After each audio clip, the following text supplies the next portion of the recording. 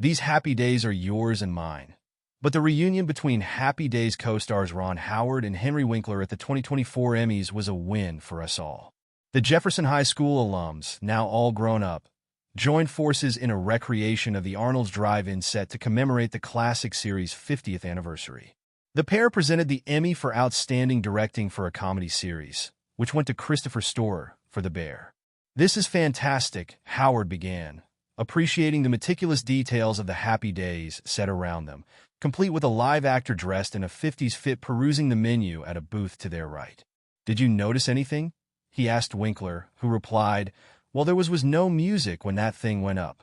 Howard reminded him, "Candice Bergen had a theme song," referring to Bergen commemorating Murphy Brown in an earlier segment. Winkler joked, "Well, she would get one." "I have a solution," Howard proposed, urging Winkler to channel the Fonz and bang on the jukebox behind them both. "First of all, I'm out of practice. Second of all, it takes rehearsing," Winkler demurred. "You went to the Yale School of Drama, Henry," Howard reminded him, to the cheers of the full house. "Come on, you know you could do it." Winkler immediately sashayed his hips and, channeling his Happy Days greaser, got the iconic theme song running on the jukebox, signing off with a Fonzerific "Nice to see ya." On Happy Days, which premiered on January 15th, 1974, Winkler played bad boy Arthur the Fonzarelli, and Howard played good guy Richie Cunningham. As host Eugene Levy explained in his intro to the segment, in 1974 a strange phenomenon was bubbling under all the political turbulence, a wave of nostalgia for the 1950s. Levy cited the release of Grease, American Graffiti, and finally, a brand new sitcom called Happy Days, which featured the coolest, toughest cat who would ever put a comb through a ducktail, aka the Fonz. Winkler couldn't let the pair leave the stage without reminding the crowd that, before any awards were even handed out tonight, Howard had already won an Emmy this year. "I just want to say last week, my very good friend for 50 years won an Emmy for his wonderful documentary." Winkler gestured to Howard, who smiled humbly. Howard did indeed win Outstanding Documentary for the Sesame Street Doc Jim Henson Idea Man at last weekend's Creative Arts Emmy ceremony.